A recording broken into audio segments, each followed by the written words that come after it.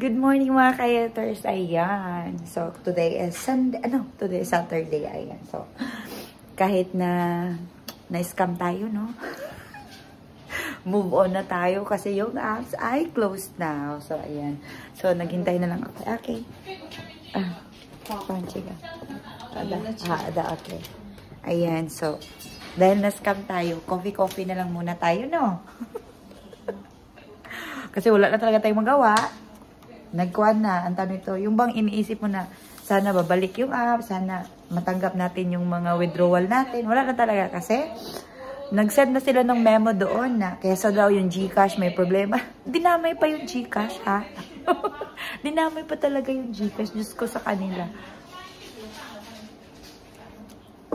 Ang pait.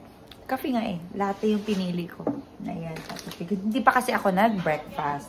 Ayan, kasi yung alaga ko is may debate competition ngayon. So, alauna pa yun matapos. So, ayan, nag-coffee na lang muna tayo, diba? Ulit. Bahala na yan. Scam, basta kakain tayo. Kasi, diba? Pero kahit na-scam, alam nyo ba? Hindi pa rin nadala. Sasali pa rin. Ayun, alam mo ba yung... Ay, nako. Pero sige lang, bahala na.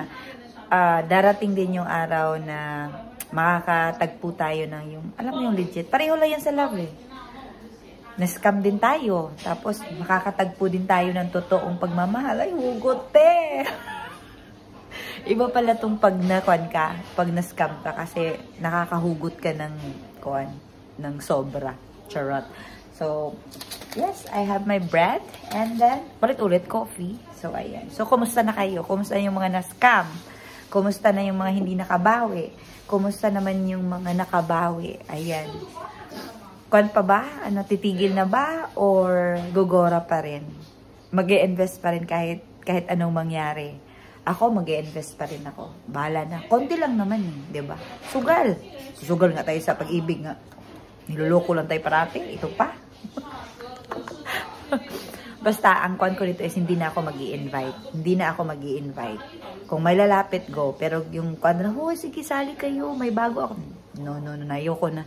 Kasi nakakaawa din, diba? Nakakaawa din. Sa totoo lang, nakakaawa naman din na yung mga na-invite mo tas hindi nakabawi. Buti na lang talaga sa mga kuan ko is hindi talaga malaki.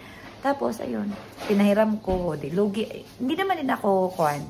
Kumbaga, yung kinita ko, nababalik din sa kanila. O, diba? Ang galing nila, ang galing nila. Pero alam nyo, hindi naman talaga yung magtatagal yung pera nila na ninakaw na sa atin. Hindi yung magtatagal. Diyos ko sa kanila. Maghihirap at maghihirap din yun sila. Karma is real. Iba ang karma pag bumalik. So, ayan. Happy Saturday sa lahat. Happy weekend. I hope okay lang kayo. Bye! And thank you so much po sa pag-watch niyo ng videos ko. Basta, remind lang na go lang tayo, diba? Magnegosyo pa tayo, kahit anong negosyo, pasukin natin para magka-income. Yun lang yun. Bye!